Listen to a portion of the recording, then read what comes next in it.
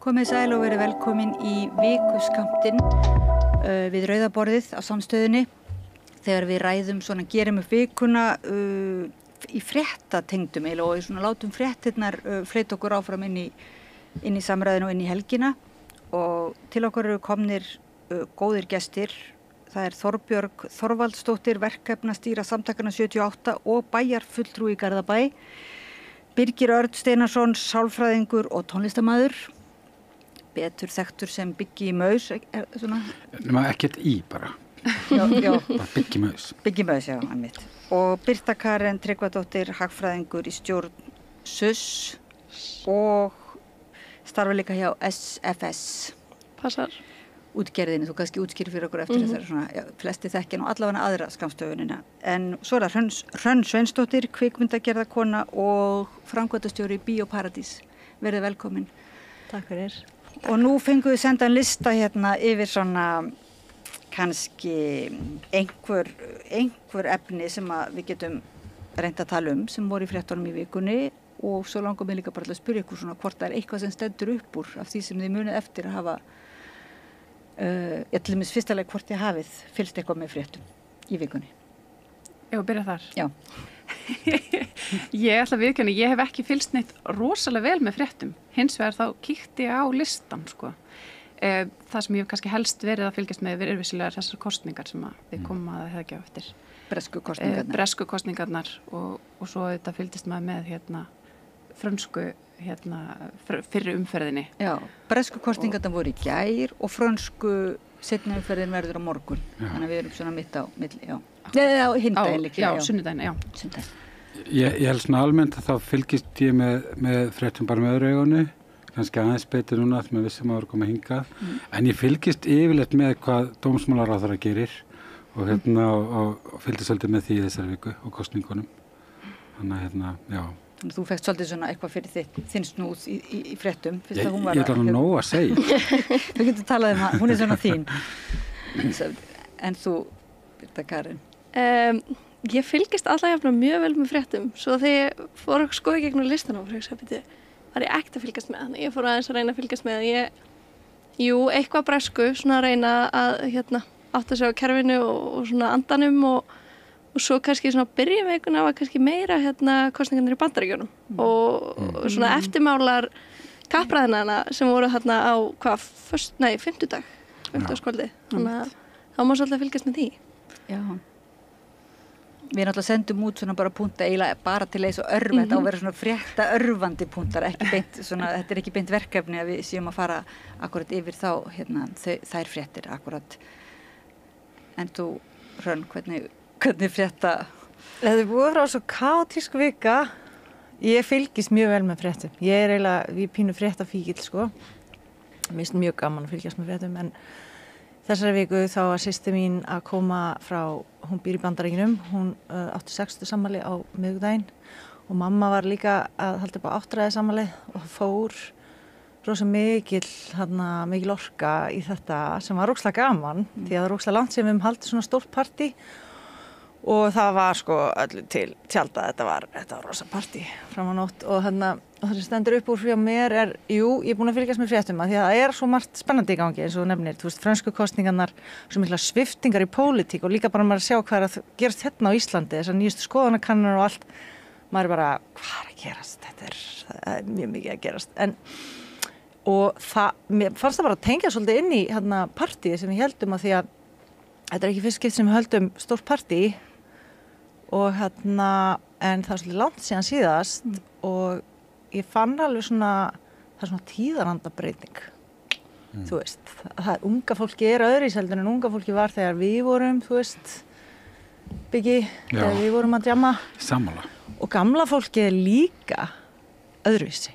Þú veist, gamla fólki enn að detti í það, en það farið að tala tilfinningar. Já. Ég held að tilfinningabyltingin, þú veist, hjá þessu áttra fólki, þú veist, þessi kallmenn, þeir eru að græða svo mikið á feminisma, því að ég var, þú veist, þá voru bara einhverjir menn sem hefðu aldrei talað tilfinningar áður að fara að opna sig af því að það má svo innlega.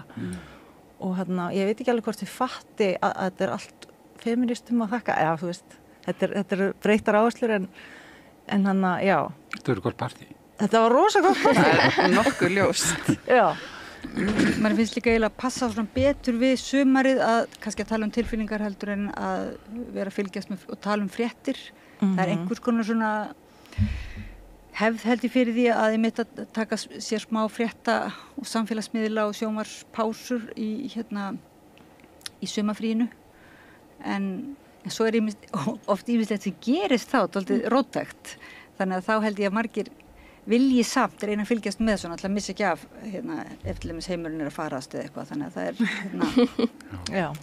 En það voru engar svona heimsendafréttir í síðustu viku held ég. Það var ekki ráði svona. Nei, kannski ekki, en samt alltaf finnst manni aukin svona tákn á lofti að, þú veist, það svona ef maður skoðar söguna og skoðar hvernig díalógurinn er orðin víðsvegar, þá finnst mann alveg ástæða til þess að hafa áhyggjur, sko. Sérstaklega, ég sem sálfræðingur tók til dæmis kúrs í Kaupmannahafnarháskóla sem hét Psychology of Genocide. Það var mikið svona orðræða skoðið og ég bara byrja að sjá þetta í fréttaflutningum í pólitísku umræðu, bara orðræða sem að maður hélt að maður myndi aldrei sjá aftur eftir seinni heimsstyrjöld. En geturðu sagt okkur hvað það er? Var þetta þá bara fag? Já, Sálfræði þjóðamorða. Ég skrifaði þar einmitt ritgerð mín þar var möguleikann á því að það gæti orðið þjóðamorð á Gaza og ég skrifaði hana 2015. Og svo bara maður búin að sjá það gerast. En ég get endilega tala bara það bara er líka bara í stjórnmálum á Íslandi komin svona orðræða sem að mann svona verið hissa að sjá. En hvað er sálfræðin? Er það þá hvernig við bregðumst við? Er það rannsóknarefni í sálfræðinni hvernig við bregðumst við fréttum af þjóðamorði eða hvernig við tökum því eða bara því áfalli? Nei, hvernig það getur átt sér stað. Hvernig aðstæður geta skapast. Já. Og það er oft svona aðdragandan að því er viss svona orðræða sem að breytist á þessan hátt og maður byrja að sjá það gerast, sko. Og það er skeri og sérstaklega maður sé það gerast á Íslandi. Það er líka sko. Þannig að við fræðimaður sem er búin að vera að skoða þessi mál og sjá þetta bara gerast og það verður skrítið, sko. Og verður sérstaklega á tímum sem að held að eins og interneti átt að vera þannig að nú er alls svo vel upplýst að enginn getur tekið ykkur að fárlega ákvörðun, sko, eða neitt. Það er akkurat öfugt. Það er bara Og er þetta bæði sálgreining á þá kannski þeim sem eru mest ábyggir fyrir og svona sálgreining á okkur? Já, þetta er náttúrulega aldrei sálgreining.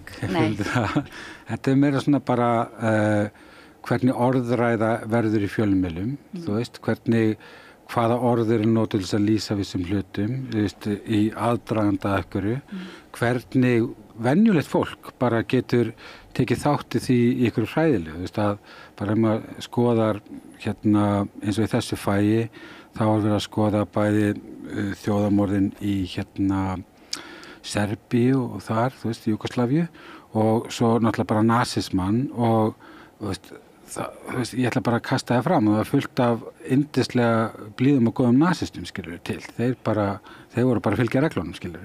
Og reglan eru stundum bara mjög siðferðislega rangar. Og það er alveg byrjað að sjást líka á Íslandi. Það er bara svona, það er auðvelt að segja, já, þetta er lög og regla, en ég meina það var einu svona löglegt að aflífa homma, skilur. Það var löglegt. Þú veist, það var sumum stöðum í heiminum. Og þannig að það er alveg, já, er enn í mitt. Og þannig að þú veist, það er svona orðræðar sem að sér, svolítið sem að vera svolítið svona hissa. En þetta tengist nú einmitt frétt sem var það að það séu engin gögn sem benda til tengsla við Hamas, sko. Það er að segja að það er yfirlega hægt að veita palestínufólki forgang á þeim tíma sem hefur aldrei verið meiri þörf á, þá lokuðu við, sko. Já. Og rökin eru þau þá að það séu hugsanleg eða einhver var með fyrirspurn allavega. Nú langar mig að sjá, ég kannski svolítið, ég segi, ég fylgist mikið með dómsmálaráðherra því að hún snillingur í, sko. Að það kom frétt áðan og þá vísaði hún í tölfræðilega notaði tölfræði til að sýna fram á aukningu kynferðisafbrota af fólki af erlendu uppruna frá árinu 2020 til 2022 og ég alveg viss að þetta alveg réttar upplýsingar en hvergi í umræðinni talaði já, það var náttúrulega COVID og lockdown, skilur, það eru þriðju breytur sem að skýra þetta miklu betur, það var hvergi í sömu frétt verið að benda á, hvernig var þetta með íslenska var líka kannski breyting þar á? Já, mér fannst það bara svo skrítið fréttir, það var engin samanburð að breyta. Þetta það sem fordómarnir gera, þeir taka hluti, þeir nota confirmation bias með staðfestingarkvötin og þeir taka hluti sem að styrkja málið en hunsa allt annað. Það ekki talað neina félagslega þætti í þessar greiningu og fjölmiðlar í Íslandi og ég veit að hann sjálfstæðismaður og ég verð svo hissa á því að jafnvel sjálfstæðisflokkurinn byrjar að nota orðræðu sem að Bjarni Ben segir sjálfur að það sé orðið þjóðaröryggismál út af öllum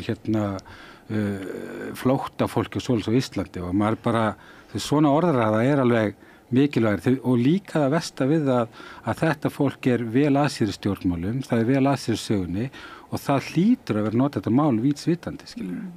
Það verður bara svolítið svona ógurlegt að sjá þetta gerast því að þú þarft bara að skoða söguna því hvernig þjóðamorðin á Gaza urðu eða þjóðamorðin á bara í Þýskalandi á sín tíma og ég ekki að segja að vera hér þjóðamorð en að sé en að orðræðin sé lægi að nota hana, skilur. Það verður svona þetta var hugavert, myndi ég segja. En það ekki rétt líka þegar að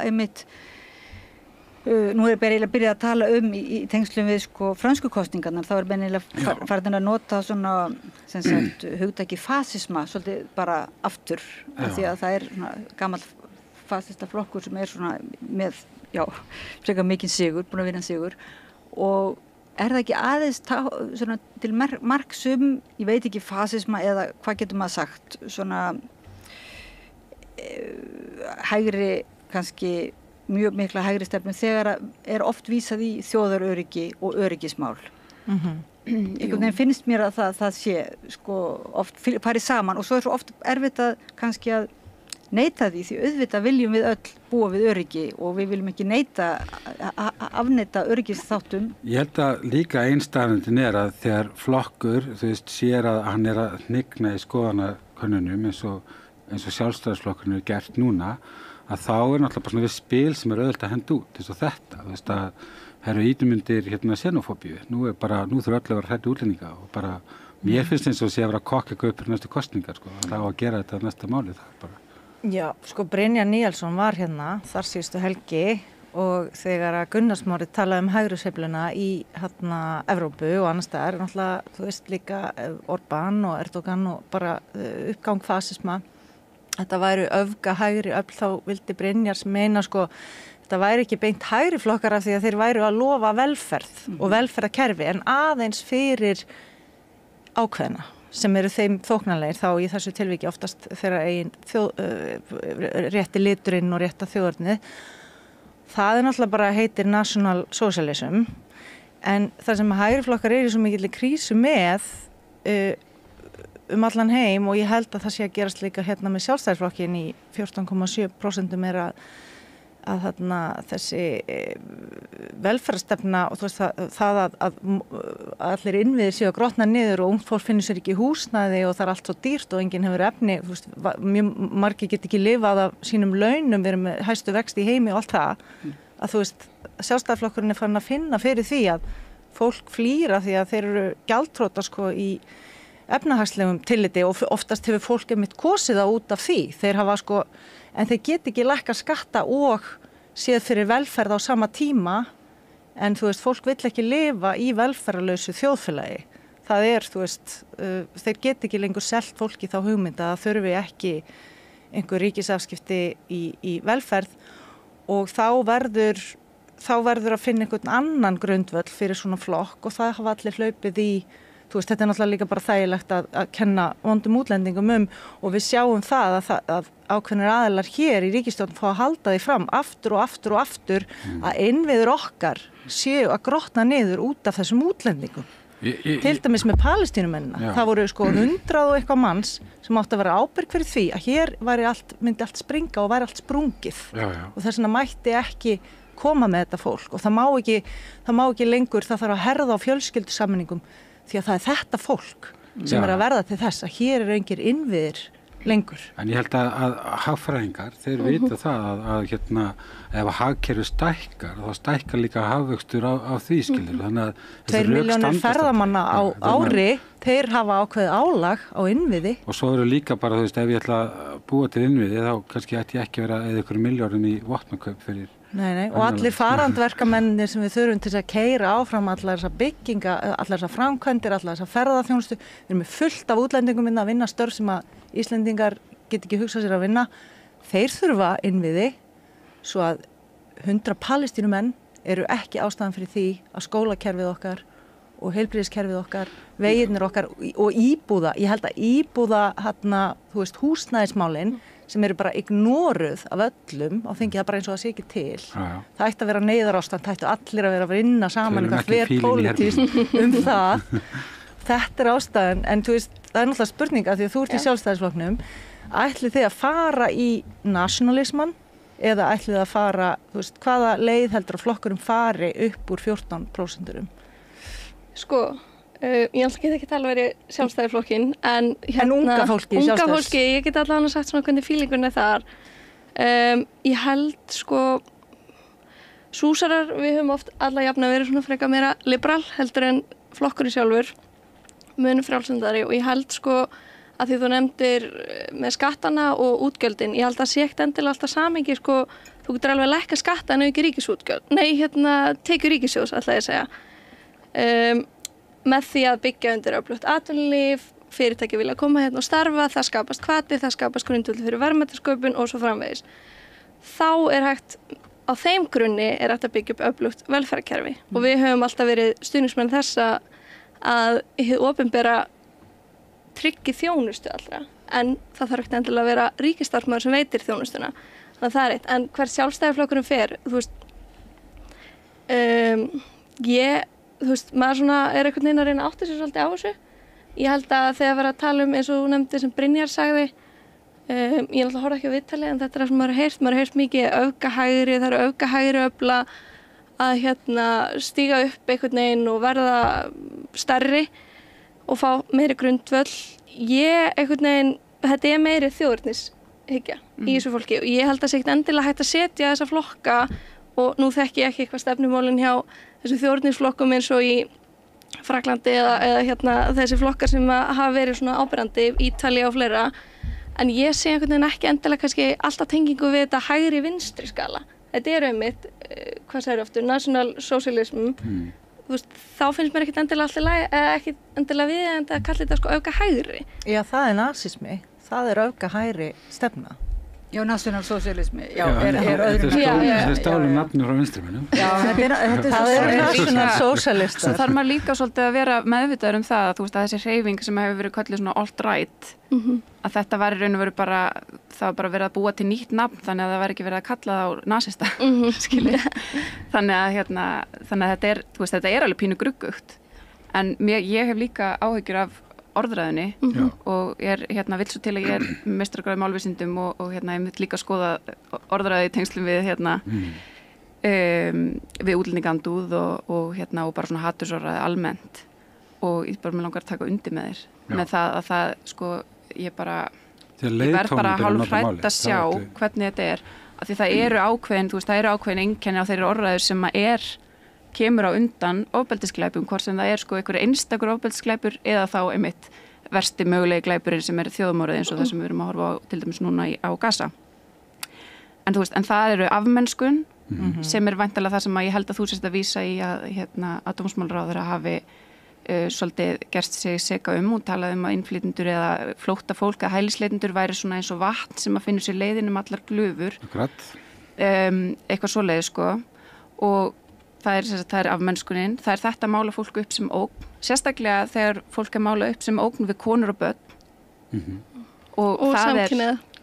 Og samkynhneigða líka. Já, það er reyndar ekki inn í þessu sko. Ég reyndar, það sem ég að skoða eru, þetta eru skilgreiningar frá verkefni sem ég mér mjög umhugum að tala alltaf þetta heitir Dangerous Speech Project. Mjög töff verkefni í Kanada. En þú veist, það eru svona ákveðnu, það eru ógn við hreinleika samfélagsins, eru aðri hlutir sem koma fram og það eru og svo svona speglar ásakanir hálfpartinn, þú veist, það er svona verið að segja þau eru að fara að koma og ráðast á ykkur líka veist, bara til þess að réttlæta. Þessi ótrúlega hugmynd að þetta hljóta alltaf að vera hryðjuverkamenn sem eru að koma frá Palestínu, þú veist, eða svona, það sem nefnt bara yfir höfuð er algjörlega súrt, sko. Og svo fannst manni líka, ég verð nú bara að segja að verandi, að því þetta hefur verið mér hugleikið í mörg ár, málefni Palestínu sérstaklega, og að fá svo forsætisráðherra sem að virðist í alvöru ekki bara skilja grunninn á því hvað er í gangi hérna, sko. Það er bara ótrúlegt á okkar tímum þá er ég að tala Bjarna Ben og bara hvernig hann talar þessar hluti og meiri sig á alþjóða vettvangi. Maður langar nánast bara til þess að senda honum bara eitthvað góða bók og gott kak og bara spyrja hvort þess ekki til að lesa þetta eins þá þú bara að tala fyrir okkar hönd. En það er líka svo áhugavert bara við það hvernig áróður og hatursáróður virkar. Hann gerir mann einhvern veginn, þú veist, maður gerir mann ónæman fyrir þjáningum annara. Þú veist, þegar þetta tekst, þegar búið það einhvern veginn af mannesku væða fólk, þá er maður bara tilbúin til að samþykja alls konar. Til að samþykja umlega meðferð, tilbúin að samþykja ofbeldi og sér einhvern veginn, þú veist, og maður sá það svo skýrt í viðbröðum allra einhvern veginn, eða margra að minnstu kosti, bæði síðastlið haust, bara þegar þetta hófst allt saman. Viðbröðin, sko munurinn á viðbröðunum við því að fólk frá Ísrael sé myrt og fólk frá Palestínu sé myrt. Þetta er bara svo telling, þetta sést bara svo vel. Það er hóst fyrir 75 ára síðan. Ég veit það, en ég er að tala sko, þú veist, þessi hrína. Já, það sem við höfum verið að ræða núna, þú veist, þetta er náttúrulega eldgamalt, en þetta sýnir í raun og veru hvað áróður ísraelskra stjórnvalda hefur virkað vel. Algjörlega, og á Íslandi, og virðist vera á, og ég veit ekki hvað, ég vona að það sé ekki á sjálfstæðisflokkin, að ég vil ekki trúa því, en það virðist vera á fólki sem er að stýra núna allavega.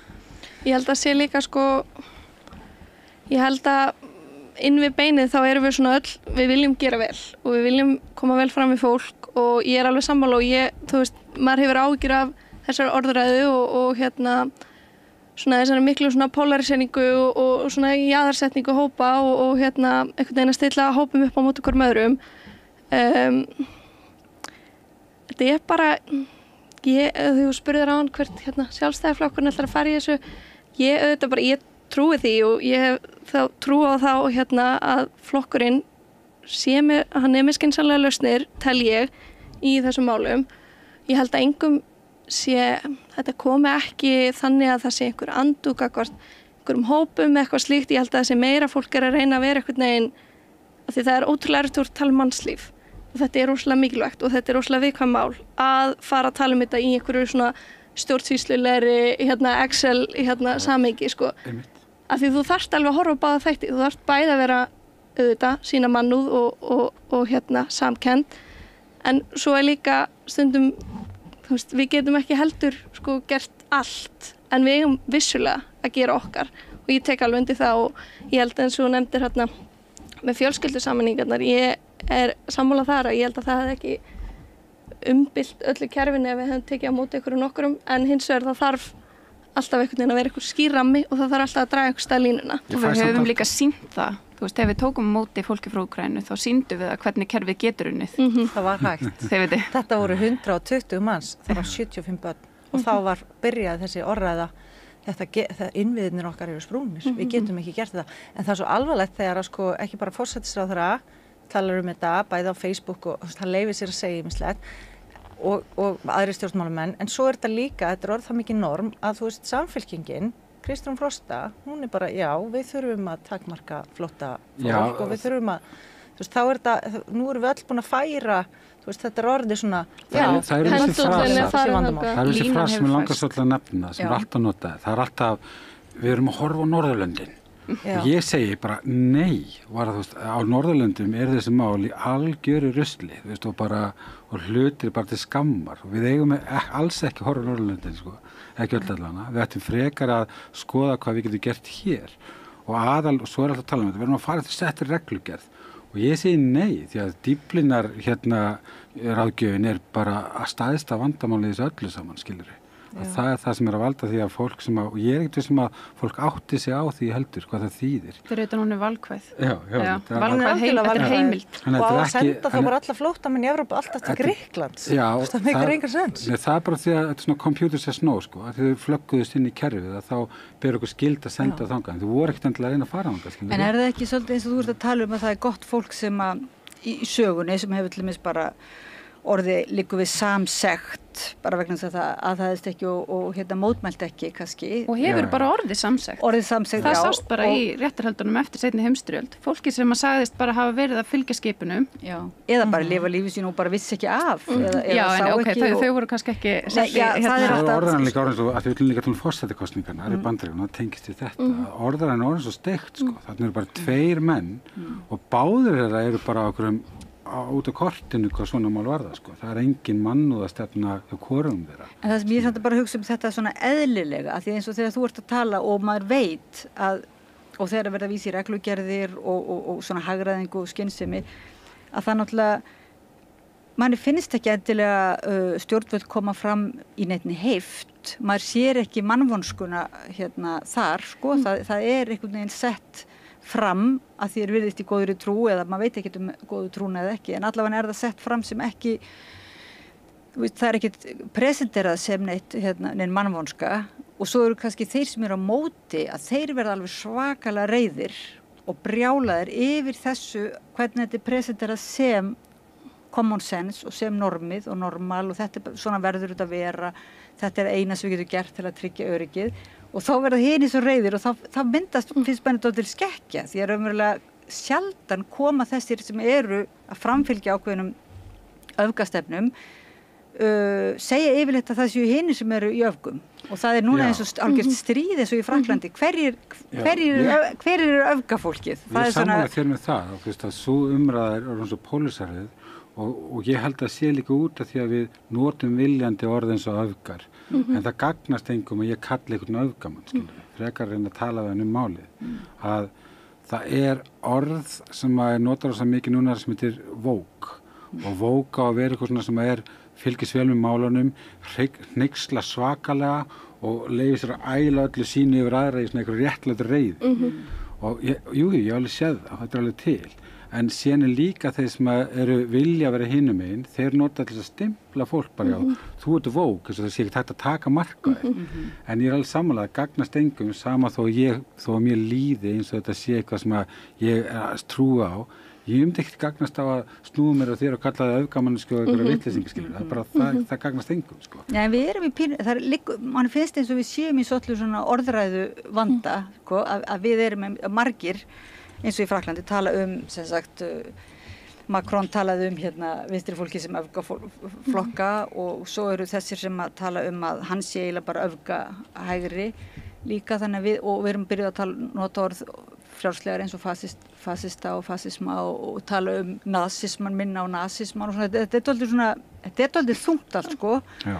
og sannarlega er tilefni til þú veist það er líka svo ofbáslega við erum á svo miklu vendipunkti og svo mikið að gerast og þetta eru svo mikil grundvallar atriði sem eru í húfi einhvern veginn að við séum hugsanlega að fara að missa niður sko því að við lykkjufall bara í rosalegu baráttu málum og hagsmuna baráttu og mannréttinda baráttu margra áratuga að svona margir finni til eins og við séum það sé svona bakfall sko Það er það og ég meina það er orðræða í gangi sem að engum hefði dottið í hug fyrir nokkrum árum og bara til dæmis alternativ á Deutschland til dæmis hvernig þeir tala þú veist, það hefði engum dottið í hug að svona mætti í Þýskalandi og í rauninni er þetta bara ég man ekki hver var að tala þýsk stjórnmála þú veist, í Berlín er svona ríki innan sko, svo bara, þú veist, gamla Austur-Þýskaland og allt þetta, það er bara svona staður sem að sumir, þú veist, samkynhneigðir og aðrir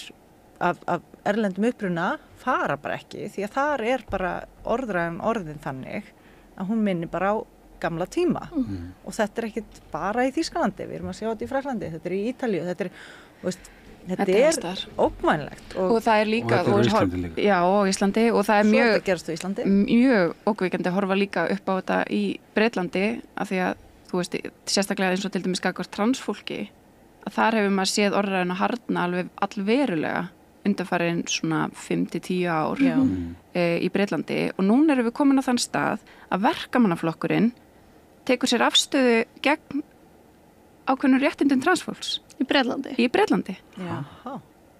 Þannig að þú veist... Þetta er orðið það mainstream. Já, þetta er orðið það mainstream að þeim finnst þeir þurfa einhvern veginn að hoppa þennan vagn. Eru bara, þú veist, að hitta J.K. Rowling, nei, skilji, þú veist, þetta er bara, þetta gerist líka, þú veist, maður hefur fylgst með þessu gerast nokkur ára skeið og sér bara hvernig þetta normaliserast hægt og rólega. Eins og það er að normaliserast hér að innflytjendur séu stórkostlegt vandamál. Það er ekki vandamál þegar fólk flytur hingað innan úr Evrópusambandinu, það er ekki vandamál. En ef það kemur annars stað frá, sko, ef þið hefur lesið til dæmis bara vanþakkláta flóttamanninn eða einhvað annað, þú veist, þá er þetta fólk sem er sko, þessi auðafi sem eru fólkin í því að hleypa fólki hérna inn og leyfa þeim að vaksa og dafna fyrir örsamfélag, eða þú veist, fyrir okkur sem erum svona fá.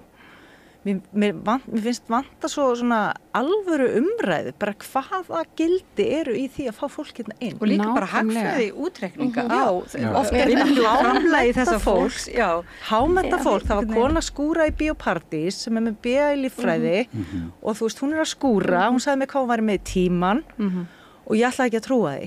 Hún er með minna en krakkarnir í sjoppunni sem ég er að borga fyrir að afgreiða í sjoppunni. Ég flett upp þessum taxta og hann er löglegur. Þetta er 60 kona löðursveitt að skúra með BA-gráði í líffræði. Og maður er bara, þú veist, erum við, þú veist, þetta er, fólk er auðlind og menntun er auðlind. Svo heyri ég ykkur tala í útvarpinu það að það þurfi að fara, og ég skil alveg þau sjónarmið, að hjálpa fólki að eignast barn.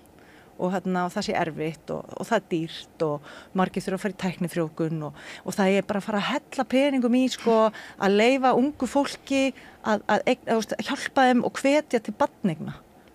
Og ég er alveg að hugsa, ef ég var í hagfræðingur, það er miklu ódýrara að fá hingað inn fólk sem er búið að mennta sig og þú veist, er ungt, duglegt, borgar skatta skilur samfélagsins þú veist, meikar þetta mér langar bara svo, þú veist, getum við tekið bara hreinskilna umræðu, þú veist, þetta það hefur orðið svo mikið þjóðernis afturhvarf í íslenskri umræðu að það einhvern veginn, þú veist, það vantar hvar eru flokkarnir sem eru að tala fyrir fjölmenningarsamfélaginu hvar eru flokkarnir, þú veist, þetta er stórfurðulegt að fylgjast með þessu. Hvar er samfylkingin? Hvar er hún? Ég reyndar, ég er bara, þetta er stærsti flokkur Íslands í skoðanakönnunum núna mánuð eftir mánuð og bara næstu í ár núna mjög lengi og ég sé engan frá flokknum tjá sig nokkuð skapaðan hlut. Já, það var nú í fréttum að þú sagði þig já.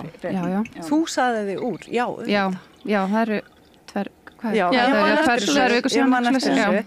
er nefnilega málið en ég veit ekkert fyrir hvað samfylkingin stendur fyrir utan bara ég veit það síðan í gamla daga. Nei, mér finnst það nefnilega svo skrítið sko, vegna þess að samfylkingin líka og ég menna áður en að hún fer einhvern veginn að það sem að mér veist vera bara algjör daður við útlendingandúð, þú veist, eða allavega þú veist, einhvern veginn nánast að taka undir þessa orðræðu sem við höfum verið að tala um núna að þá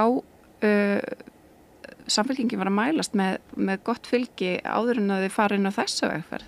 Ég skil bara ekki hver pælingin er. Ég held að sé sko, ef maður skjóti inn í að þið erum búin að fara á svona vítt og breytt að þið fóru að tala um eins og þetta Vogue og svo les og það var svona hvað maður segja, maður ekki tala um Vogue-bylgju eða hvað eina vill tala um sko og ég held svona, ég sjálf get ekki tekið undir einhverja svona Vogue-bylgju, ég held að fólk hafi bara verið meðvitara hvernig það tjáði sig og hvernig það kom hlutum frá sér og svo les, en ég held að hafi verið kannski, það er eitthvað hlut á samfélaginu sem er okkur ákveðni skoðun og ég held að hann hafi upplifað sig einhvern veginn ekki á sig hlusta og sá hópur stækkar og hann verður öfgakendari og hann verður harðari í sinni afstöðu og svo er hópur alltaf í norðin útrúlega stór og ég held að og það það sem að gerast held ég að það hefur ekki verið kannski mögulega einhvern veginn þá fara menna eins og miðflokkurinn og fleiri að sækja í það og ég held að eins og þú talar samfélkinguna og þessi útlendingamál þá held ég að þeir hafa bara séð að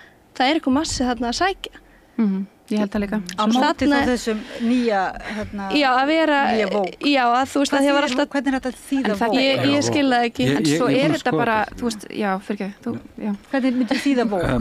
Vók ég flettur sem mynd upp að skilgreiningi var að og þetta var mjög skipt í hægri og vinstri sko. Það var hérna að vók iðulega vinstri sinnaður einstaklingur sem að svona hérna finnur til sterkar samkenda til alls konar hluta og finnst hann hafa fullkoma rétt af því að nota réttláta reiði sína til þess að shame aðra fyrir þeirra skoðanir og á móti var önnur skilgreining samorði og það var óslega fyndið að það var svona tvær skilgreiningar. Hin skilgreining var merkimiði sem að hægri öfgamenn setja á þá sem þeir vilja gera lítið úr skoðanum á eins og búljar og það verður svona og þetta alveg bæði satt og ég held að vandinn sé svolítið sem þú ert að tala áðan þessi polarisering held ég að segja sér stað að miklu einfaldari ástæða með það að sé eitthvað svona hatur ég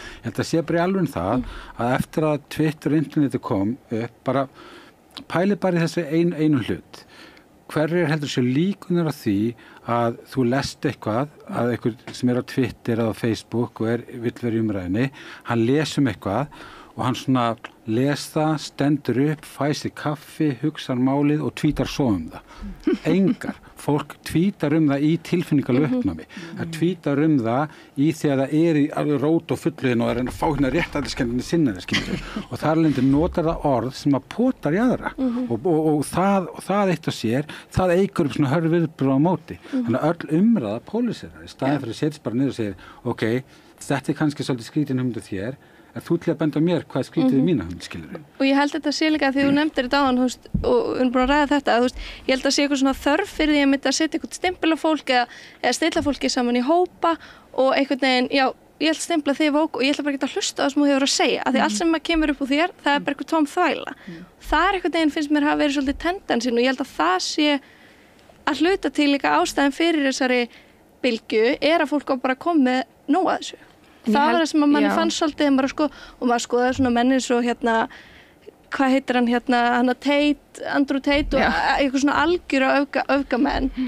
Og ég held að það hafa orðið bara eitthvað svona fólk fekk nóg á þessu en ég skil, þú veist, að vera vók eða ekki eða eins og þú nefnir þess að merki með ég tengi einhvern veginn ekki vita. Ég kannski rosalega vók eða ekki vók, ég bara veit ekki og ég einhvern veginn enn ekki að pæli. Hvað þetta ljósíknum Eurovision, það var alveg svona frábært dæmi að hluti fólks sem að styður málefni Palestínu vildi hunsa Eurovision og ég get alveg skilið það að einhver sem að ekki neinum pælingum, fylgist ekki með heimsfréttum, elskar Eurovision, fer svolítið svona, þú veist, finnst svolítið erfitt að heyra það, ef þú horfir á Eurovision þá styður barnamorð, það bara meikar engan sens, skilur.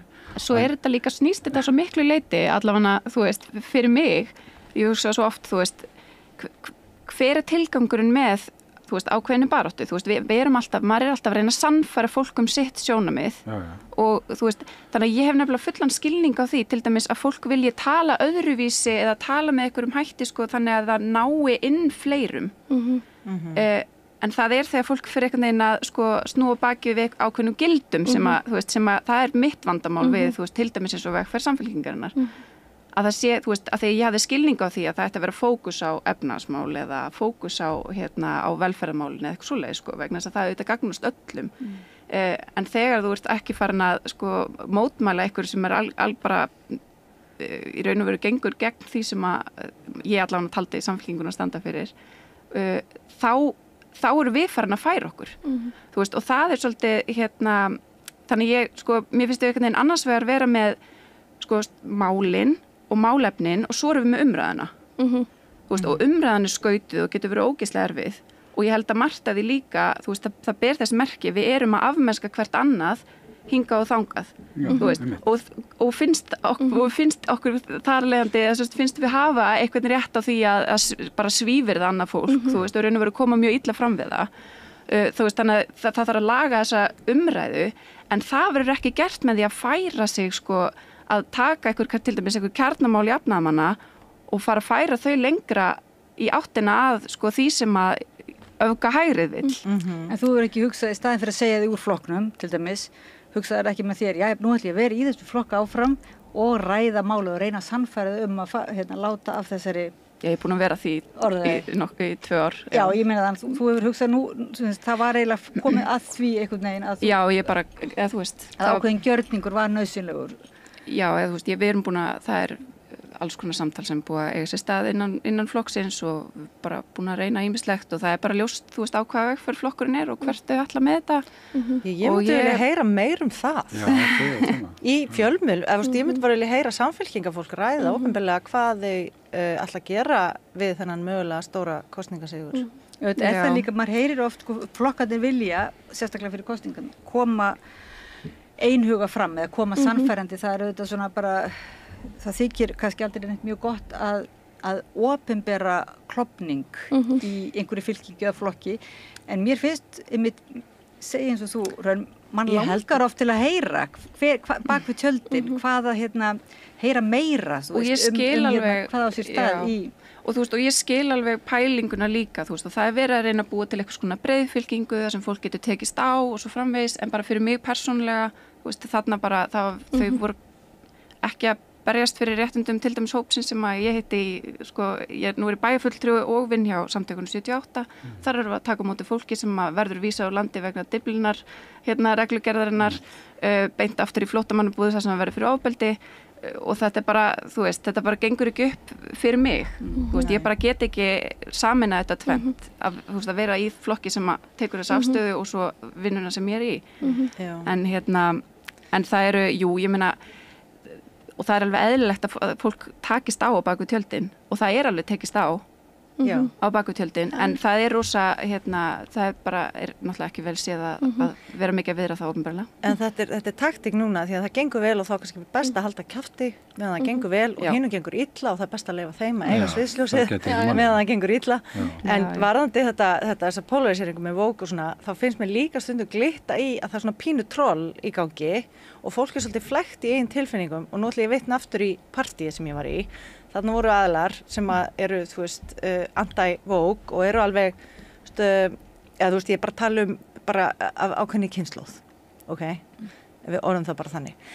En þökk sé Vogue fólkinu, þá geta þessir, þú veist, kallar sem eru oft alveg bara ógeðslega reiðir út í útlendinga og samkynhneigða og konur alltaf eitthvað kvart yfir einhverju og svona en þeir geta samt talað tilfinningar núna og talað burnout og alls konar svona þú veist, eitthvað sem hefði aldrei mátt gera fyrir nokkrum árum þökk sé vókismannum og að vissu leyti finnst manni þá bara svona skína í að þú veist, fordómarnir og reiðin út í allt þetta fólk sem er alltaf að heimta ykkur réttindi, þú veist, trans og eitthvað sé svona meira líka bara svona symptom á eitthvað svona stóra frústrasjón í lífinu, að allt sé, þú veist, það má ekkert lengur og það skilum enginn og kannski er þetta bara svolítið svona, þú veist, þetta er svolítið mikið svona beglað og svona, þú veist, og þetta er svona svolítið gamla kynslóðin, en svo er svona ung kynslóð sem er, þú veist, þarna brotkastið og þeir allir og þeir eru að tala þú veist, eitthvað að konur, ég ætla bara að láta konuna mín að vera bara eitthvað heima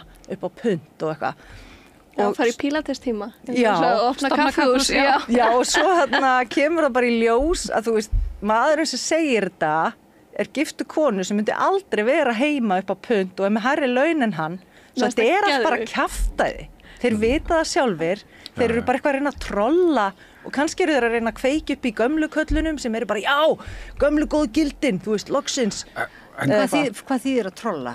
Þú veist, það er bara ruggla. En það er ekki máli líka. Er svona mikil, þú veist, að mér fannst að svolítið koma svona undarlegi ljós í kringu Eurovision að væri kannski svona smá möguleg svona útlendinga ótti, svona xenofóbía, en er það svo mikið og getur verið að fólk hoppa á hana vagn og með því að hoppa á hann, þá skapar það skilur við. Þá allt henni fyrir umræðina sem að var ekki kannski fótur fyrir. Og Og þetta finnst mér svolítið svona kannski stjórnmálaflokkar sem þau gera, sko. En ekki kannski, eins og þú ert að lýsa þarna partí, rosalega partí greinlega, skemmtilegu, og það nú svona kannski bjarga pínu oft málum á Íslandi, þú veist, þetta svona gamla svona miðalda koma saman og skemmta sér ærlega og rífa kjaft og segja hlutir að beint út og þannig. En svo mætti kannski líka vera, við þurfum kannski líka að ræða málin svona þess á milli og jafnvel.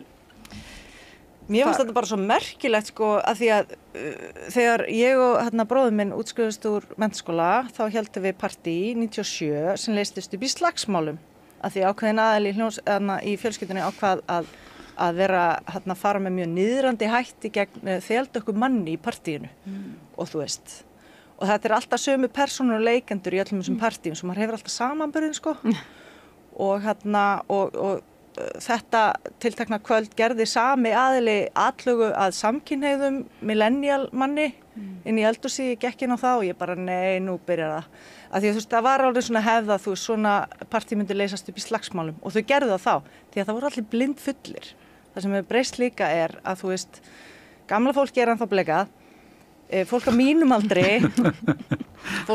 aldri, þeir sem áttu það til að drekka mikið eru flestir hættir að drekka, þeir sem verða fullir, unga fólkið, það drekkur helst ekki. Og þarna var, þú veist, þessi eldri aðilega að reyna að segja eitthvað samkynhneigða. Það var ógeðslega fyndið. Hann var alveg bara, mér alveg samháma, en akkur þurfa þeir alltaf að vera sýnað út á götu. Akkur allir hommar í bíómyndum og eitthvað svona. Mér fannst það svo fyndið því ég vissi alveg hvað hann var að gera.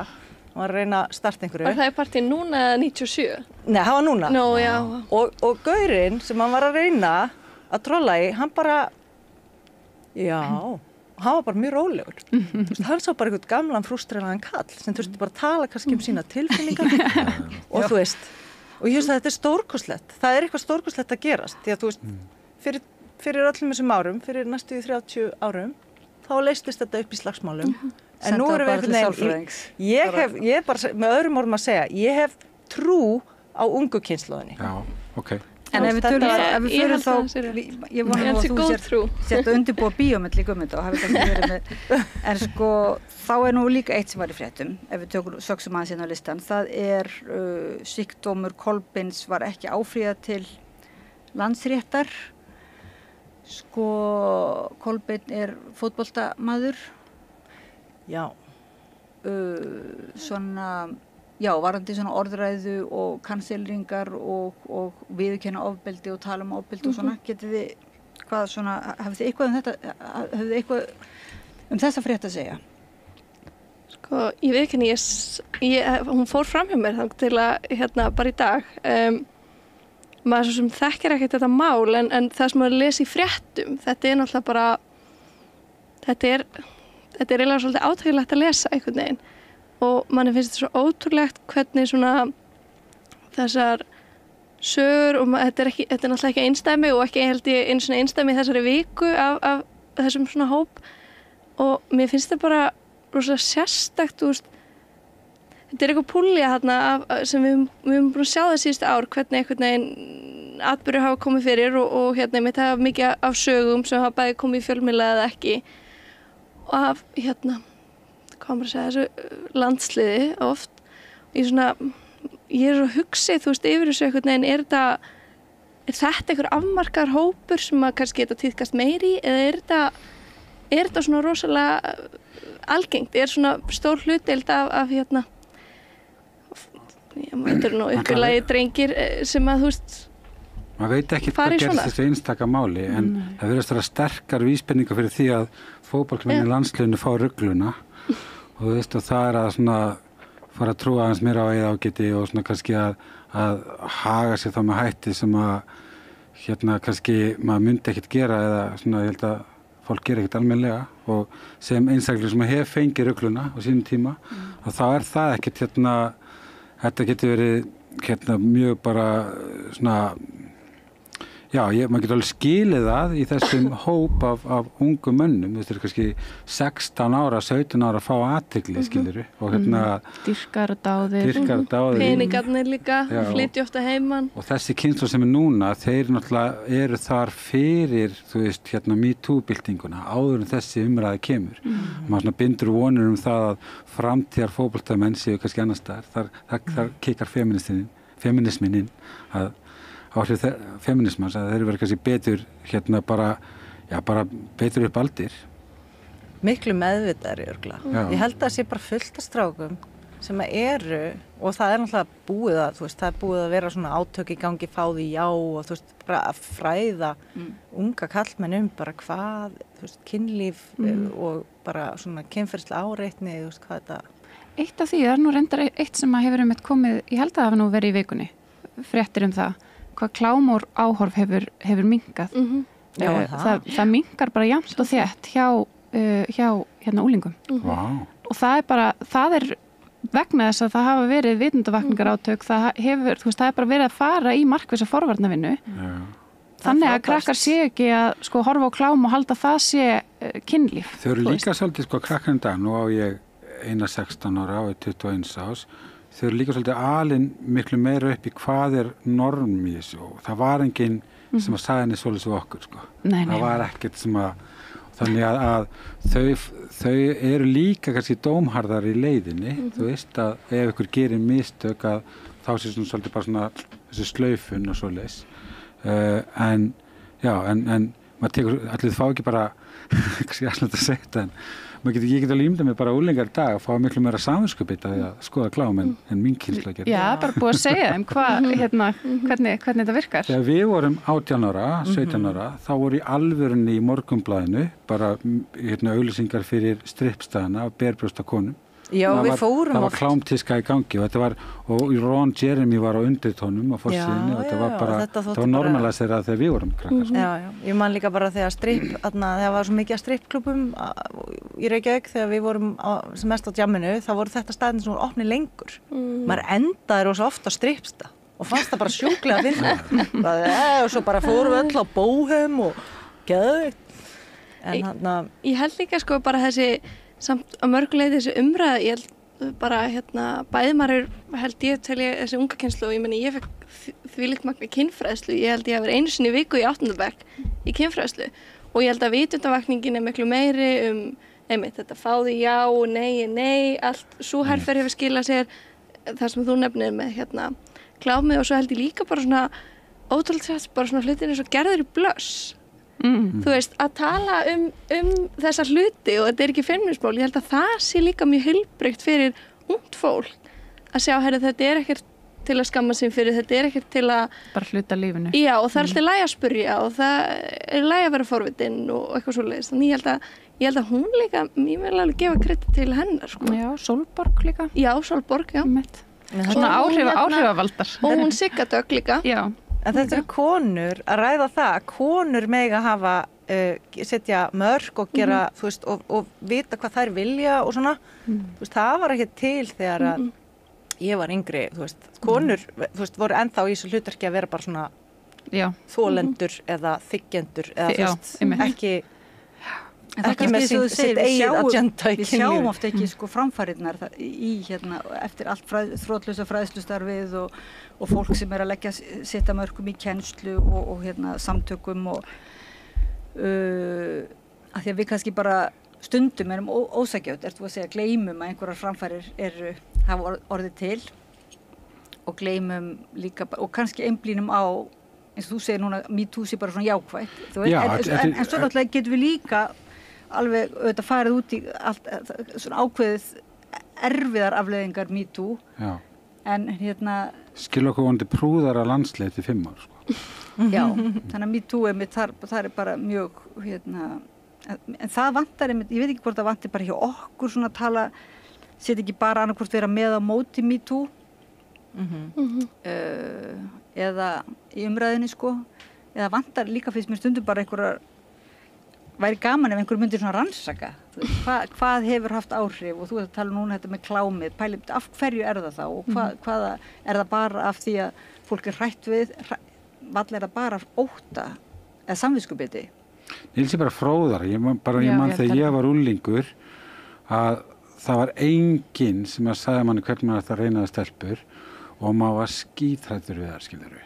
Og bara það að kissa stelpu gat verið með svona þvingandi atburð, því það að spurja hana var eitthvað fáralegt koncept sem maður hefði ekki þorað að láta þetta sér hug, sko. Átti bara að gerast sjálfur sér. Já, að maður er svona alinn uppi að vera, horfum bara á hvernig það var á, og þetta fer náttúrulega út í það að amma og afi, þú veist, þau kynnast á Hótel Sögu og þá er bara sitallar konunnar og það er eftir að fá neitt að segja ykkur að dansa, það eru kallmenn sem kom bara að dansið, skilur við, og svona, það er bara að fóra að pika, þú veist, báðar og þær hefði einhvern option og bara fáraleg pæling, skilur við.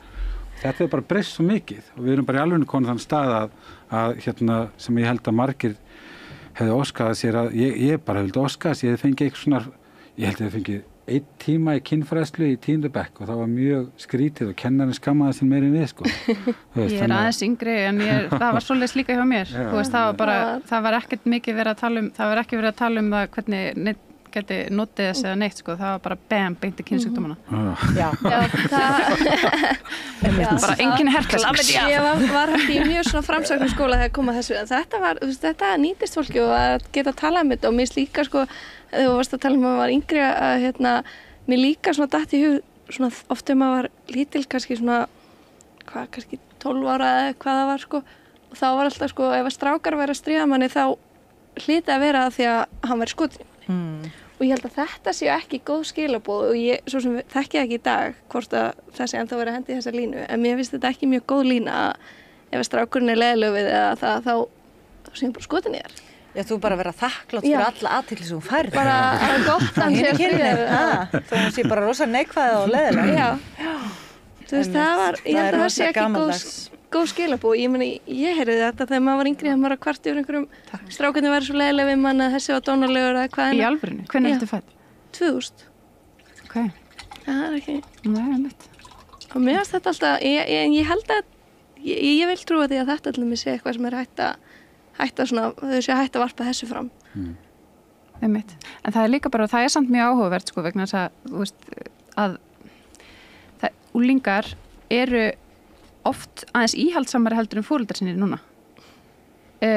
Sko, kannski, og þá er núna er ég að tala um hinsegin málefnin sérstaklega, sko, vegna þess að, þú veist, við sjáum að það eru ákveðin, þú veist, það er ákveðin hópur unglinga sem einhvern veginn er ekki alveg on board, til dæmis með, transmálefni, er að horfa á, þú veist, Andrew Tate og er að verða fyrir áhrifum og tekur þetta og grípur þetta og þau eru raun og veru í andofi gegn foreldrum sínum sem eru kannski á okkar aldri eða, þú veist, sem eru í raun og veru, sko, halda eða upplifa að þeirra skoðanir einhvern veginn bara, að þær bara svona berist svona ósjálfrátt til barnanna og koma síðan algjörlega fjöllum, sko, þegar þau átta sig á því að, sálfræðingur getur tekið undir þetta. Ég verð varuð þetta hjá ungum karlmönnum sérstaklega. Það er eitthvað svona bylgja í átt að Andrew Tate er mjög vinsæll hjá þessum hópa af ungum mönnum.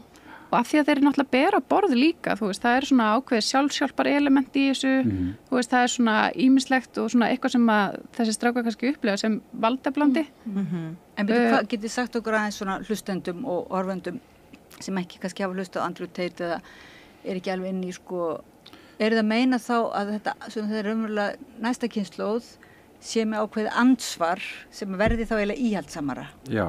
Vegna þess að við eða sem sagt við erum nú ekki að summa kannski kynslóð en en jú, það er kennarinn sem segir að vera umbyrjulind, það er mamma og pappi segir að vera umbyrjulind eða foreldræðinir og þú veist hvernig er andofið því og opninga eitthvað trans og svona og svo bara allt í einu, ekkert allt í einu en maður upplifur næstu í allt í einu að þá er umverulega ofboðslegt. Já, bara viðsnúning. Það virðist vera að það sé hópur á svona félagslega einangraðum ungum gaurum sem að eiga ekki kannski mikinn séns í bekkjarsystur sínar, þú veist, eða svona hafa reyna allavega ekki mikið á það, eru mjög svona socially awkward, að þeir leita í menn eins og Andrew Tate og fá hugmyndir hvað er styrkleiki í karlmennsku og svoleiðis og taka svona sjóara hugtök og einhvern veginn borin upp að borða aftur með í bland við eitthvað svona í alvörinu eitthvað svona skím þar sem að hvernig þú getur orðið ríkur á 3 árum skiluru og horfa á þennan gaur og hann að kenna það en hann náttúrulega alltaf verið ríkur veist, og það hann bara að ná til hóps fólks það svona En var hann ekki bannaður frá Jú, hann hann bannaður en hann líka hann svo rosalega til dæmis að tala mikið niður til transfólks og svona hluta og hann höfða til hluta sem óslega auðvelt að tengja sig við og hann segir bara það bara tökinn skilur og eitthvað og þá svolítið erfið þegar liberal foreldrar bara já en samt þú veist þetta svona Það alveg pínu flóknara, það er miklu erfiðar að útskýra bara eitthvað svona, já það rosa bara mikill margbreytileiki í heiminum, þetta ekki alveg svartkvítt, svolítið auðvelt þegar maður einhvern veginn ekki alveg með fullþroskaðan framheila. Þetta fáum við, þú veist, þökk sé internetsins, þú veist, þetta eitthvað af interneti sem að hjálpaði ekki mannkinn endilega, þú veist En líka stundum hugsa maður þegar maður fær svona spurningakannanir þegar það svona eitthvað félagsvísindastofnun eða einhver, ég veit ekki alveg kannski, þú ekki að segja hver það ég man ekki, en jáfnvel fyrir kosningar og þá eru svona valkostir og þá einhvern veginn þannig að mér finnst hvorugur valkosturinn eiga við og mér finnst spurningin yfirleitt vera mjög gildislaðin en skoðanakönnunin svona gefur sig út fyrir að vera sem sagt vísindalega eða mjög hlutlaus og á að kanna þannig að þessi krossapróf finnst mér bara yfirleitt alveg ótrúlega erfið. Já, ég get ekki alveg vísað í ég var að vísa í fyrir síðustu alþingiskosningar þá fekk ég nokkra svona frá blöðunum. Já, ég tók einhvern svona próf, ég tók eftir þessu líka þar svona stundum, já.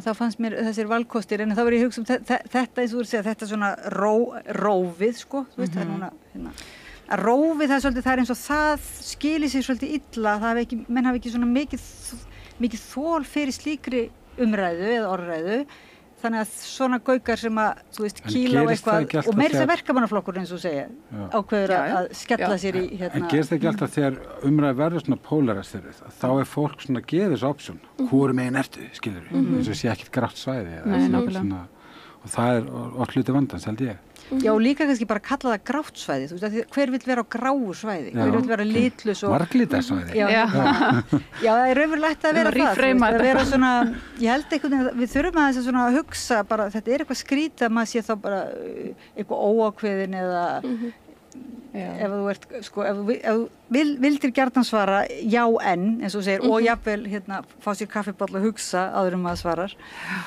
Mestlega líka að maður taka svona prófið mitt bæði alþingiskosningar og ég tók fyrir forsetakosningar það var rúf svona og maður átti að raða eitthvað svona á eitthvað lista eitthvað svona, bara eitthvað upp í 1 í 10 hvað er mikilvægt og hvað ekki og ég var alltaf eitthvað svona þú veist, eitthvað svona á forseta að gera ABC eitthvað svona, já en samt ekki alltaf og þá hvernig, þú veist, verður þetta alltaf svo erfitt og maður brennir sig alltaf rosa, eða svona, já, maður verður alltaf ég var mjög vör við þetta, það alltaf eitthvað þú ert að taka einhverja afgerandi afstöðu forsetinn eða þingmaður eða ráðherra eitthvað á að gera ABC að það sé bara svolítið annarkvort eða og ég skil ekki alveg og þetta tengist einhvern veginn öllu sem við erum búin að tala það einhvern veginn þetta svona þessi kannski svona hópamyndun að stilla fólki upp í hópa, polarisering jaðarsetning og allt það og þetta einhvern veginn, mér finnst það vera rosalega allsráðandi og það einmitt fólk horfir bara svona, já, þú ert í SÚS eða þú ert í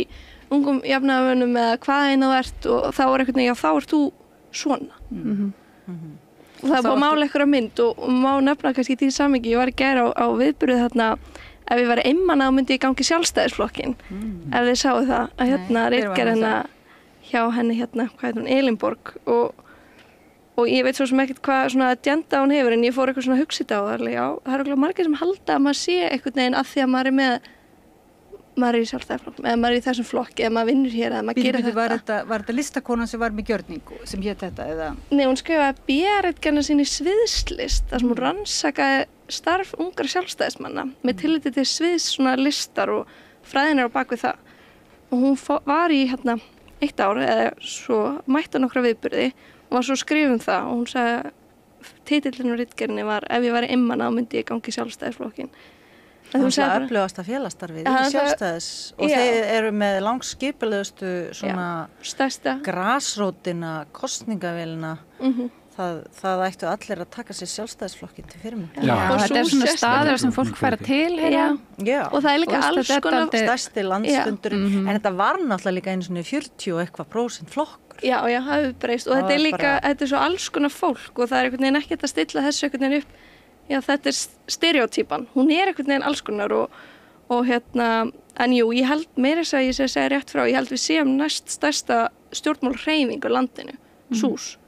Við erum svo Á eftir sjálfstæðisflokknum, þannig að við erum stærri heldur en samfélkingin og allir flokkarnir heldur bara í félagatali, sko. Samband ungra sjálfstæðismanna heitir, er það ekki? Jú, það er rétt. Já.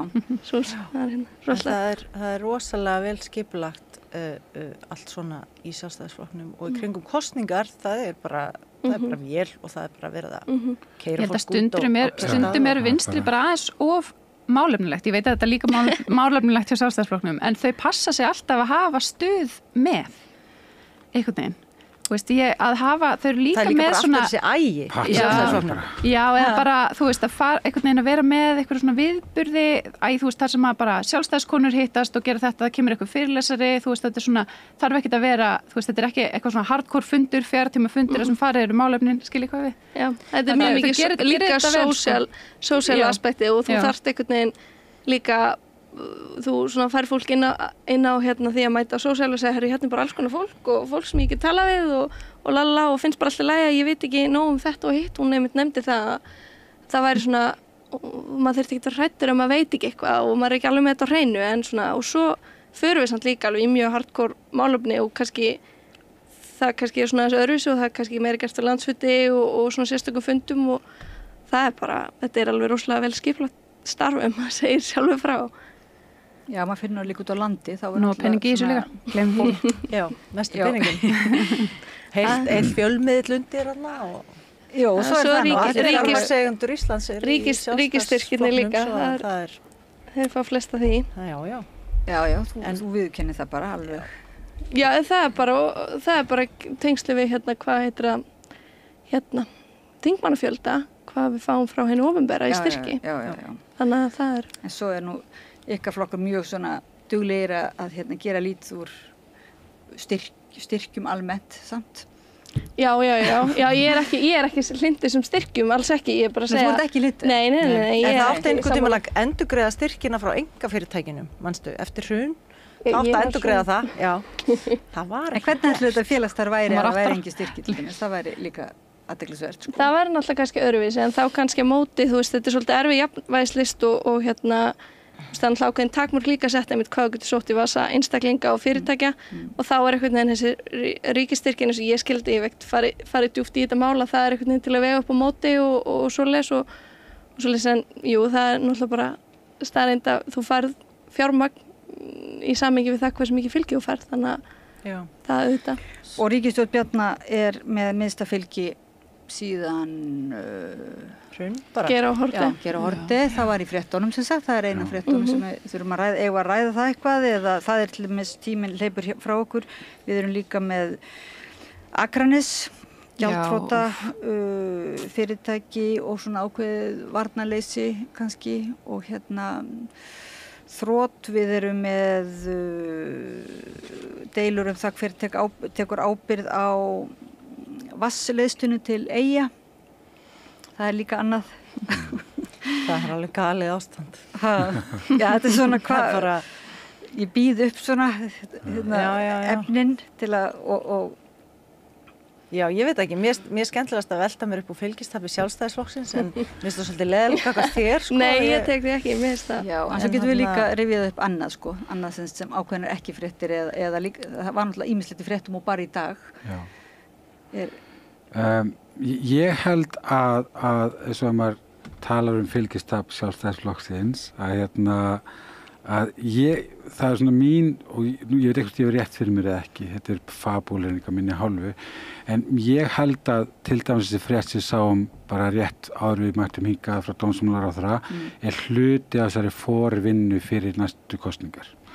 Því miður. En getur sagt okkur kannski frá En þetta var fyrirspurnir ekki frá Framsóknarmanni? Jú, Ingibjörgu Ísaksson. Jú, það var þannig. Okay. Þegar þú ert að tala um hérna kynferðisafbrotin. Já. Það Já, var held já, sú frétt. Já, Já, það já. var, varstu að vísi það, var það ekki? Já. Já, það var fyrirspurn frá þingmanni Ok. Framsóknar. Ég held þú væri að tala þann sem að bað sérstaklega að það könnuð tengsl palestínumanna Já, við já, Hamas. já, það Er líka. það ekki pabbi hennar Diljár Mist? Eða er ég alveg að miskilega? Heitir hann ekki Einar og hann er lögfræðingur og var hann sem bað sérstaklega að það kannað Já. hvort að það væru palestínumenn hér á landi sem hefðu beint tengsl við Hamas. Þetta er allt til að byggja undir svona hugrenningatengsl. Ég meina, Hannes Hólsteinn segir það bara beint út, bara oft og mikið, að palestínumenn hafi versta orðspor á sér á öllum norður og allir viti það að þeir séu vandræða fólk, þeir séu ofbeldisfólk, hryðjuverkamenn og svo framvegis. Svo hann er ekkert... Þar hefur þetta bara algjörlega svartkvít. Það er þetta bliðinalaust bara óumboð. Já, hann er alveg komið þangað að leyfa sér það, sko. Það veitir bara hvað hann er. En ég held að fylgi ríkisstjórnarinnar og það að hún sé svona, þú veist, að það sé svona lágt, ríkisstjórnarin er heild þá, held ég líka snúist bara það, þú veist, við fórum, eða þau myndastjórnarnan tvisvar sinnum, alveg, þú veist, bara hægri til vinstri einhvern veginn, og það er bara búið að, þú veist, átakalínur í íslenskri pólitík eru svo sko óskýrar og svo skrýtnar og þau eru einhvern veginn ekki, þú veist, þau eru ekki búin að vera sammála neitt, bara ég hef verið 2 ári eða eitthvað, þú veist, maður er einhvern veginn, maður veit aldrei hver er að gera hvað, fólk er að, þú veist, boða alls konar hluti sem er síðan ekki fyrir fjármagn fyrir, þú veist, ráðherrarnir eru bara einhvern veginn í einhverju sólospili, þetta er bara, þú veist, mjög skrítið. Þetta er rosalega skrítið. En á sama tíma er fólk að glíma við hæstu verðbólgu í og hæstu stýrivexti bara í Evrópu. Við erum bara á eftir Úkraínu og Rússlandi í stýrivöxtum. Já. Og þú veist, fólk er að sjá afborganirnar á húsnæðinu sínu og þú veist líka bara lítil íbúð. Þú getur kannski safnað þér í 20 ár fyrir útborgun í þess að 3 herbergja íbúð, just fyrir ungt fólk.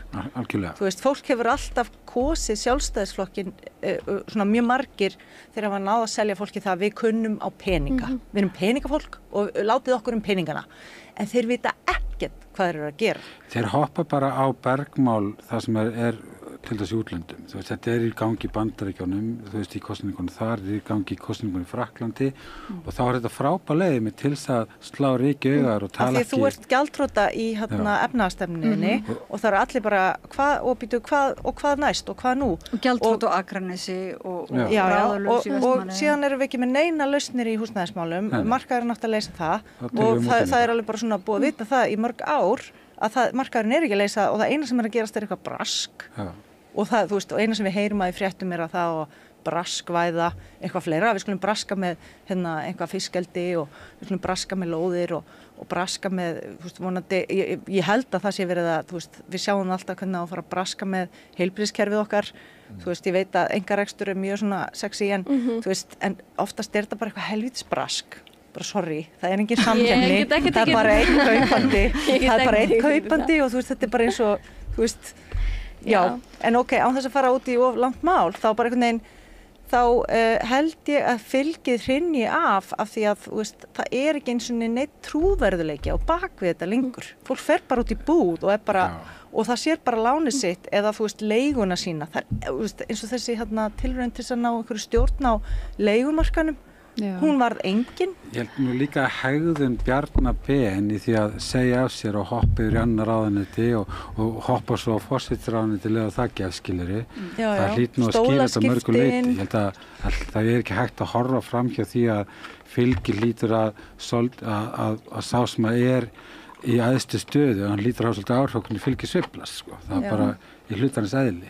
Og þarna til þess er núna sjálfstæðisflokkurinn að taka stefnu gegn málum sem margirinn að sjálfstæðisflokkurinn hafa stutt, þú veist, þegar hann neitar, búin að vera utanríkisráðherra í 20 mínútur og neitar að skrifa undir það að við styðjum vopnahlé, þú veist, bara og sýnir svolítið sem rétt að lit þar, að ég held að margir bara innan sjálfstæðisflokkurinn sem við brugði líka. En ég held að margirna sjálfsálfur sé bara svona óvissir. Ekki til að lofa því, þú veist, þau bara en þetta er svolítið sem kemur upp hjá okkur í umræðin aftur, það er að sína þinn rétta lit, eða svona það er að segja koma, vera afdráttarlaust og segja stefnuna en ekki alltaf einhvern veginn fela sig bak við eitthvað og manni finnst stundum í fréttum til dæmis, bara fréttum í sjónvarpinu, ríkissjónvarpinu, að þá vanti svo sárlega samhengið og þannig að maður hugsa að allir það komi ég til dæmis horfi ekki alveg á hverju kvöldi á fréttir, þannig að ég svona ger ofta ráð fyrir að þá hlýtur þá að koma, hinliðin hlýtur þá að koma í fréttum á morgun, sko. En svo hef ég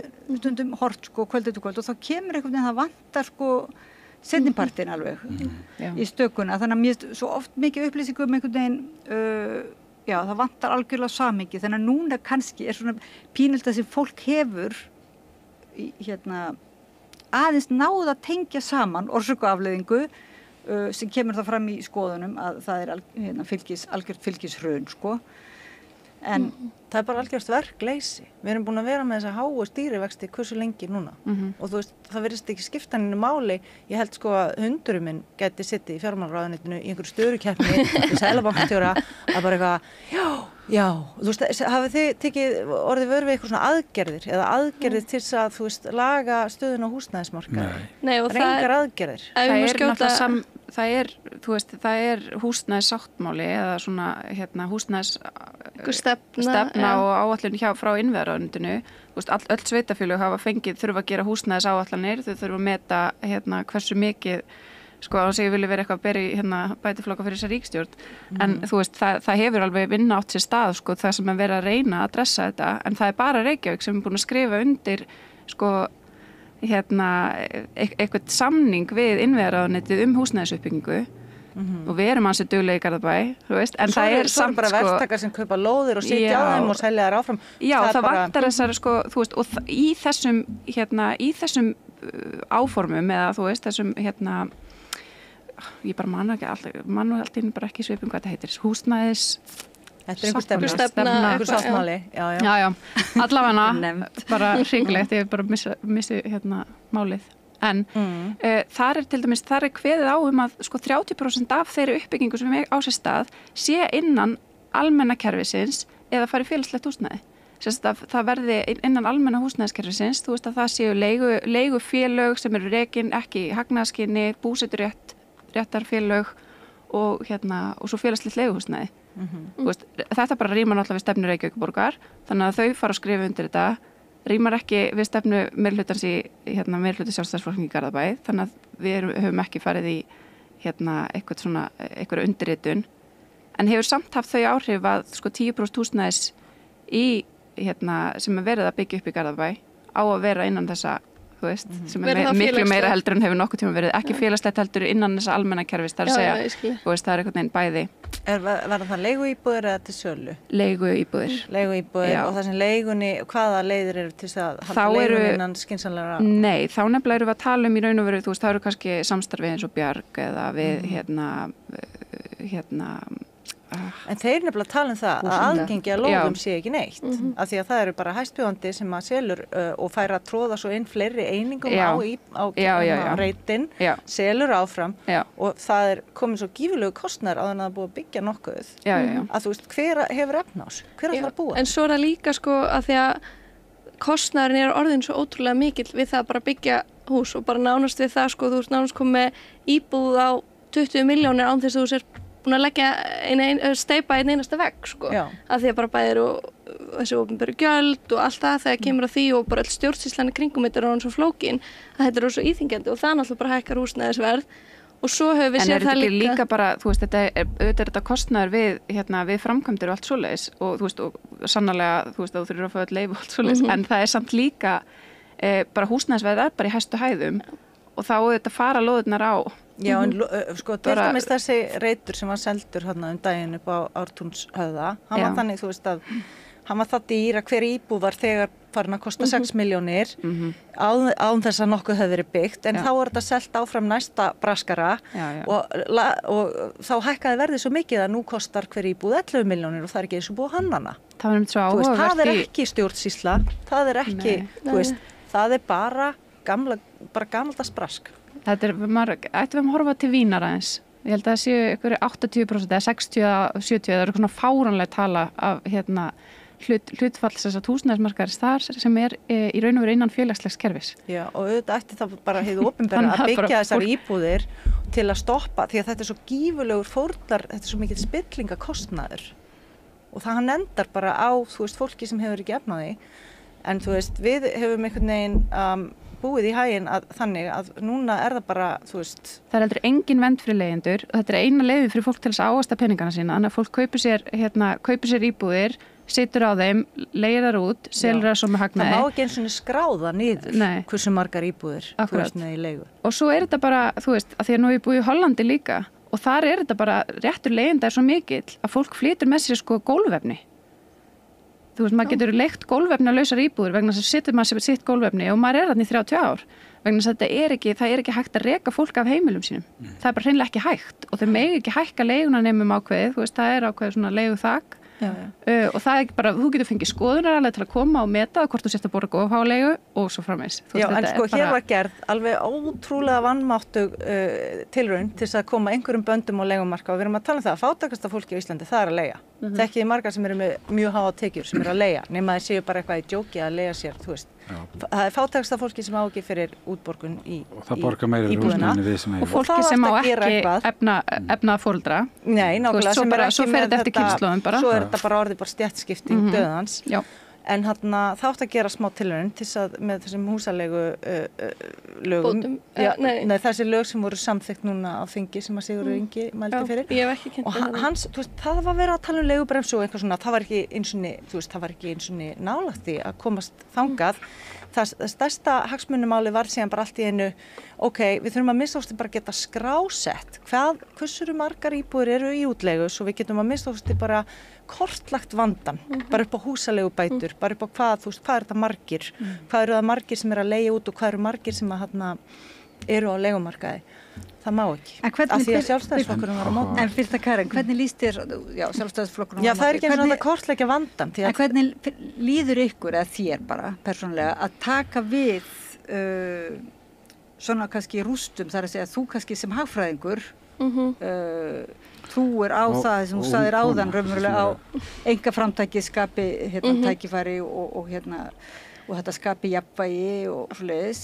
En hvernig svona frá því að þú eiginlega fyrst gekkst í Sjálfstæðisflokkin og svona núna þegar að þú heyrir meira og meira kannski og sérð, hvernig svona, þetta ekki svolítið svona erfið arfleifð eða lítur bara alls ekki á að þetta sé á neitt þetta sé bara alls ekki neitt á ábyrgð Sjálfstæðisflokksins?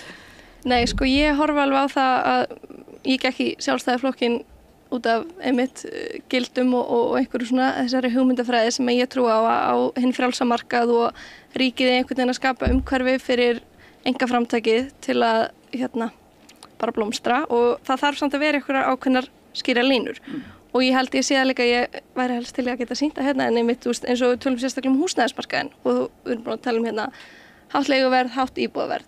Þar sá ég svona einu svona daginn graf sem var sýnt hver hækkun á íbúðaverð er og aðgerð stjórnvalda. Og það var bara einmitt, hvað heitir þetta þetta nýja, þú kaupa nýja eign, þá getur ríkið keypt hlutdeildarláni, já, takk fyrir það. Þá hækkaði raunverð á fasteignum. Ef þú fórst með einhverja innspýtingu, ef ríkið fór að spýta inn í, það fyrsta sem gerist var að verða á íbúðahúsnæði að hækka. Það fyrir bara í vasa fjármagnseigenda sem eiga íbúðurnar. Nei, þeir eru náttúrulega bara að reyna, þeir eru náttúrulega bara þetta er náttúrulega bara business og þú þarft að hafa einhvern hag. Þetta er bara business. Þú ræður ekki, þú ferð ekki eitthvað verkefni nema þú búist við einhverju ávöxtun af þeirri fjárfestingu. Nema þú sért félag sem er reikja án hagnaðarsjónarmiða. Þú getur gert það vissulega, en það þarf líka að vera eitthvað samkeppni og það þarf að vera eitthvað samkeppnin grundvöllur að öllu og það er alltaf þetta gamla góða hagfræði að framboða eftirspurn og ef framboðið er ekki nóg, sem ég held að flestir hér sammála um að framboðið er ekki nóg, þá hækkar náttúrulega bara verðið. En ef framboðið er meira. Já, en við erum alltaf fyrir ekki að grípa fram fyrir, en sko við náttúrulega erum það sem þú segir, þetta er bara business. Ekki bara business, ég ætla ekki að segja það, en þú veist auðvitað, þú ert í ykkur starfsemi. Eins og núna, það var lengi vel sagt, þetta er bara fótbolti og svo er þetta bara, þetta er bara allsviðarpólitík og núna kannski erum við komin á þann stað að við þurfum aðeins bara, bara business, horfum á ástandið og einmitt Akranes og við náum ekki, en sko því miður náum við ekki að ræða eða fleiri fréttir. Tíminn búinn. Tíminn er alveg verið búinn og við erum ekki bara, ég ætla bara að segja eitt við þessu koma helgi og hvað ætla það að gera? Þorbjörg. Nei, Birta. Já, þú ert á Birta. Ég ætla bara að segja eitt við þessu því að þetta er náttúrulega bara business. Það er bara satt og ég get bara sagt þér eitt að hinn ósýnilega hönd markaðarins aldrei að fara að skipta bleiur á barninu. Þú veist, það virkar ekki þannig. Nei. Og þetta bara þannig mál. En þegar þú segir bara business og þegar hún segir bara business, þá Það er það bara svona eins og þannig. þegar þú last upp skilgreiningun á Vogue, það er mjög svona ólíkt. Ég segi líka bara að Nei, við erum að skilja það alveg eins. Við erum að tala þetta business sem á að skila hagnaði eins miklum og hægt í vasa þeirra sem að eiga fasteignindar. og kannski að fólk líka bara lítur meira í kringu sig. Ég seldi litlu hóluna mína í Vesturbænum og keypti helmingi stærri íbúð á Akureyri, skilurðu. Það er eitthvað fleiri valmöguleikar í boði en svona þröngsinni sjá, sko. Það er bara hversu klókur ertu að nýta alls konar möguleika. Það er gott að búa á Akureyri. Mjög gott.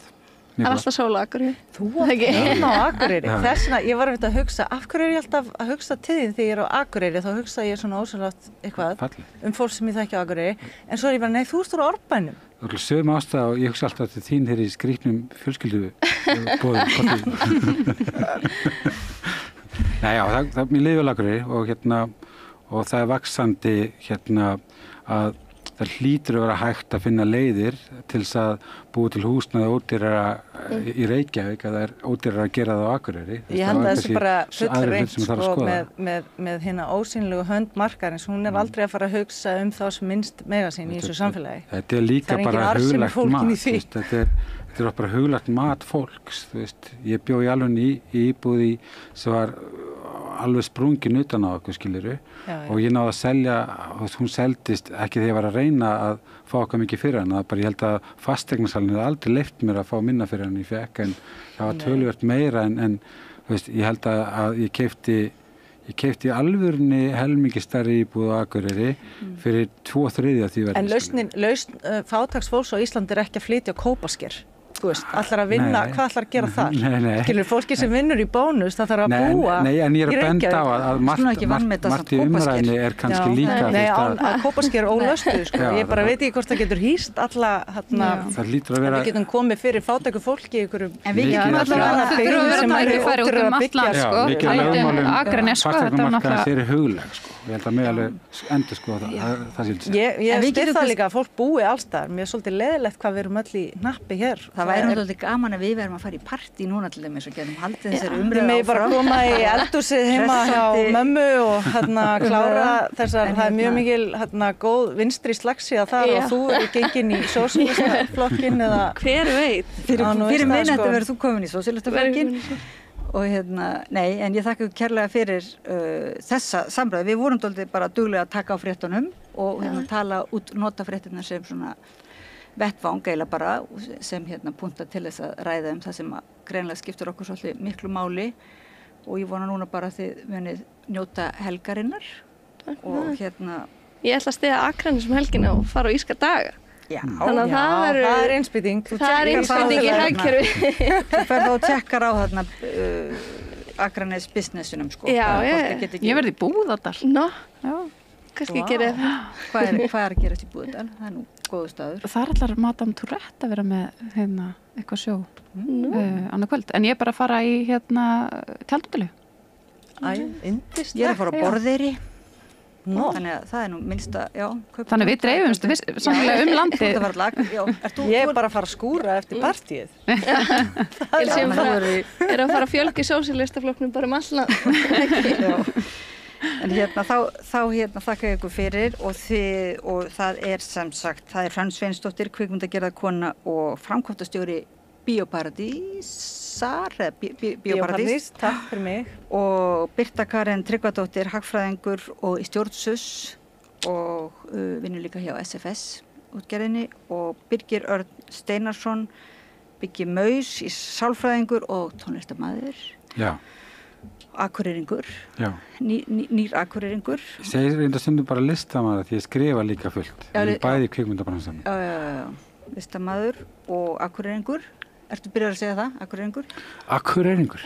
Og Þorbjörg Þorvaldsdóttir, verkefnastýra Samtakana 78 og bæjarfulltrúi í Garðabæ. Það er kærlega fyrir að koma til okkar á samstöðuna og rabba og ræða og fréttir vikunar og allt sem okkur liggur á hjarta. Og hlustendum og áhorfendum þakka ég kærlega fyrir að fylgja okkur eftir og óska ykkur góðrar helgi.